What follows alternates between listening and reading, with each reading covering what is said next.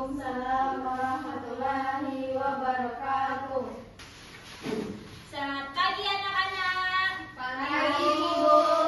Gimana hari ini, semangat? Semangat. Mari kita berdiri untuk kita tepuk semangat.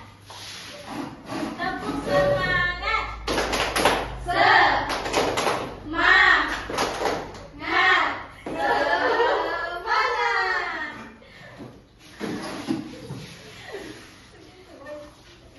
Oke, mari kita absen dulu ya. Ya, Bu. Gila, Hadir. Nadia, Hadir, Bu.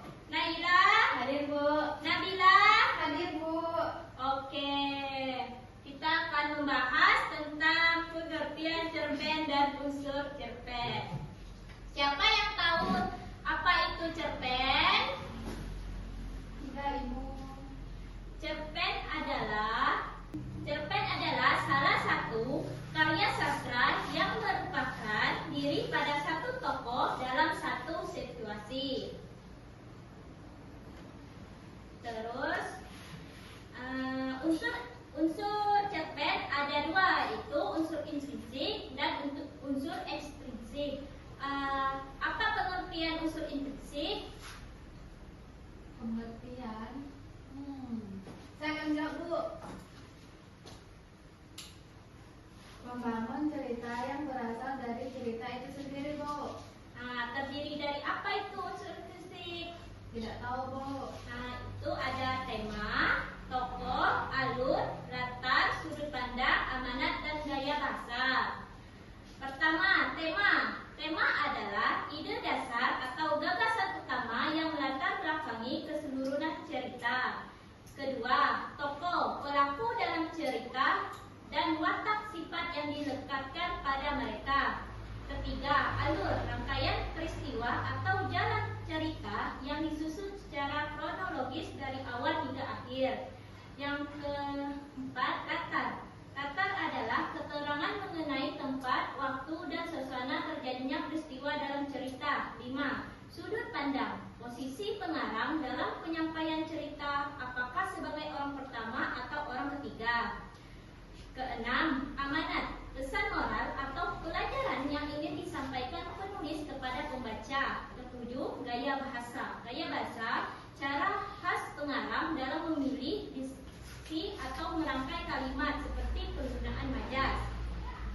Terus, unsur ekstensif. Unsur ekstensif adalah unsur yang di luar teks. Itu terdiri dari 3, latar belakang penulis, yaitu biografi, kondisi fisiologis, ideologi, maupun pengalaman hidup penulis itu sendiri. Yang kedua, kondisi masyarakat, situasi sosial, ekonomi, politik, atau budaya pada saat karya tersebut dibuat. Ketiga, nilai-nilai kehidupan, nilai moral, agama, sosial, atau budaya yang disisipkan oleh pengarang ke dalam cerita. Oke, sekarang kita membuat kelompok.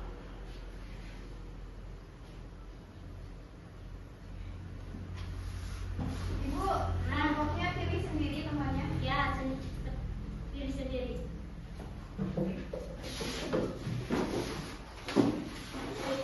Oh, Ibu.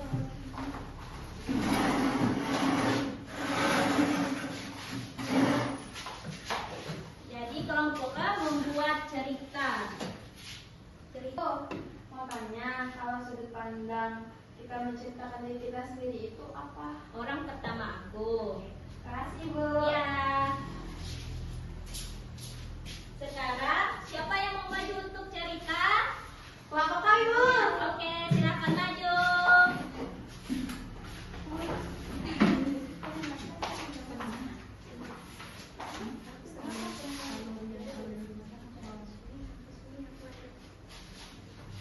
Baik, saya akan menceritakan cerpen yang berjudul Lentera di Ujung Jalan.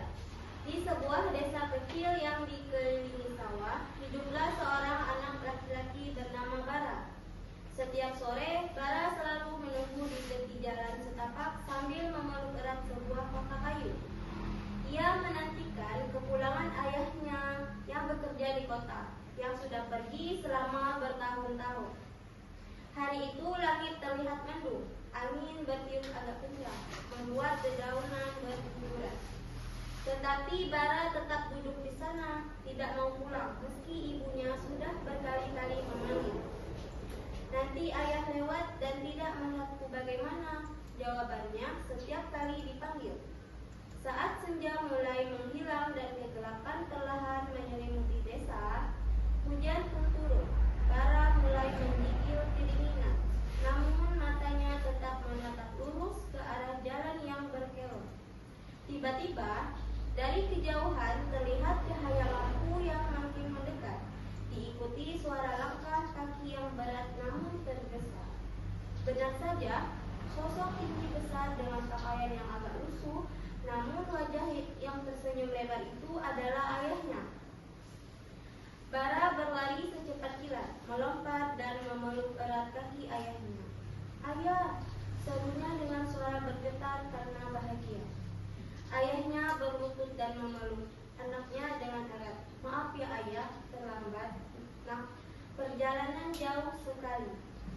Bara segera membuka kotak kayu yang ia peluk.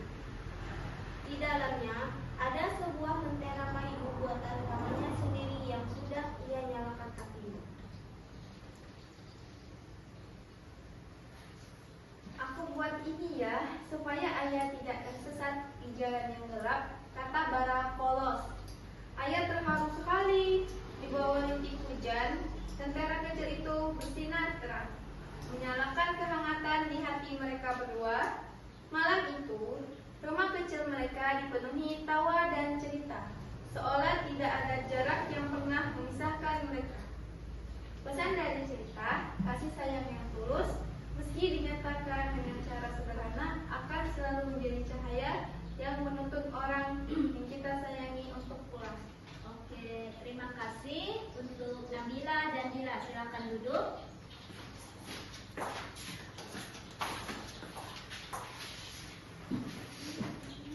Ada yang mau bertanya lagi?